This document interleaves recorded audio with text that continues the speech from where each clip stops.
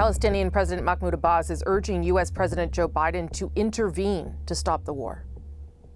اليوم أتوجه للرئيس الأمريكي جو بايدن. In a televised statement on Saturday, Abbas called on Biden to help stop what he called a humanitarian catastrophe and said the war must end immediately.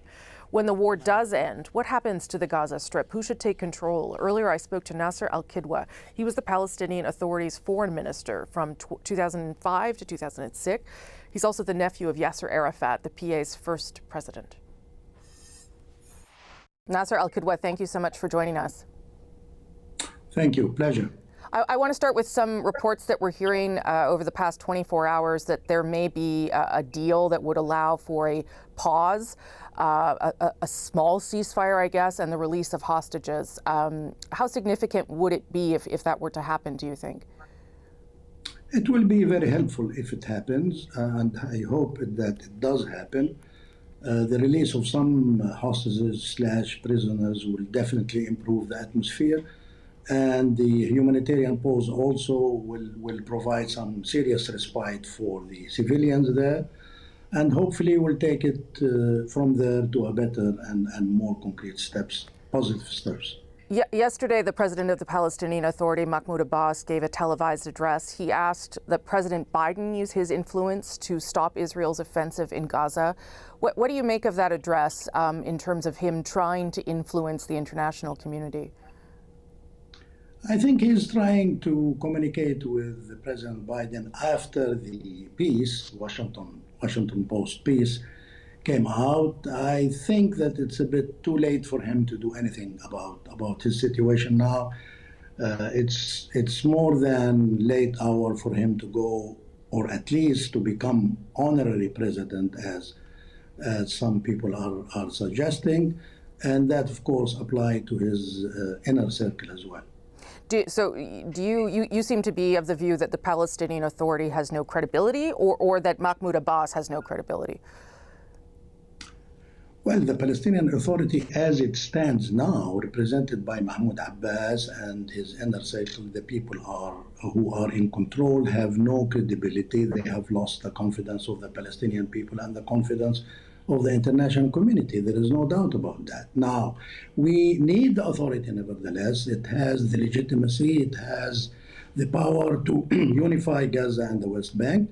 And it seems to me, in light of this, the only solution forward is to change, to have some structural changes in the authority and to have maybe new guards in place instead of Abbas and his group. It does seem as though one of the things President Biden said in that op-ed you referenced was that there needed to be an authority, he suggests a reformed Palestinian Authority, that looks after the West Bank and Gaza.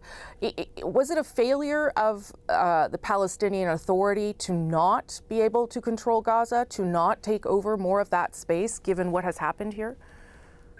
Yes, there was obvious failure of the authority in terms of all kind of governance in the West Bank as well, and obviously in Gaza Strip when it was removed from Gaza and never turned back, and when it applies policies that even increase the suffering of the population in Gaza. So there is no doubt that there was such a failure, and I think this is another reason why we need to change. We need a change of guard while keeping the authority and the positive aspects of its existence. And would you say that Hamas took advantage of the suffering of Palestinians in Gaza? Well, Hamas as a political force, of course, would apply all kinds of tactics to serve its interest. I mean, there is no doubt about that. And I think, of course, the suffering of the civilians is part of the equation. Now, however, I think we need to find a way to end the Israeli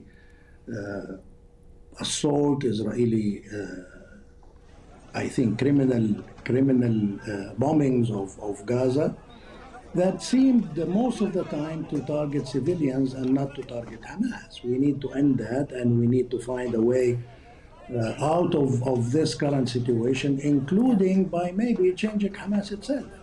You know, of course, that Israel is saying that the reason it is bombing some of these targets is because Hamas uses them to hide underneath in tunnels and uses some of its own civilians as human shields, and that is why they have had to target some of these things like hospitals and schools. Well, according to international law, even if all of the above is true, does not exempt Israel from responsibility to adhere to the humanitarian international law. So in all cases, Israel is guilty, and frankly, the international community has to make something about the current suffering of the Palestinian civilian and has to stop this war. But you're not suggesting that Israel did not have the right to respond to what happened on October 7th, are you? But again, I'm not going to get into this discussion, because even if it does have the right to respond, it should respond in accordance with international humanitarian law. The principles of distinction, the principle of proportionality, the principle of good intent, all of the above are lacking in Israeli action. Let me end on a two-state solution, and I know that seems very, very far away for many people right now, but your uncle, the late Yasser Arafat, obviously made some inroads in that. That's why he won the Nobel Peace Prize in 1994. What would it take now to get to a place where that conversation could even happen, that a two-state solution would be on the table and could be possible? I argued in the past, and I would repeat it now, that some of the results of this war will be new Israeli government, Mr. Netanyahu is gone, a new Palestinian leadership, and a new Hamas. When these three changes take place, I think the door will be open for serious discussion about the political future and about the existence of the state of Palestine on 1967 borders, the mutual recognition between the two states, Israel and Palestine, to each other, and things like that. Practically, it's the same thing like the two-state solution, but I hate the term given the fact that it's linked to the failing peace process that continued for more than 20 years without achieving anything. Nasser al-Kidwa, we'll leave it there. Thank you so much for your time, sir. Pleasure. Thank you.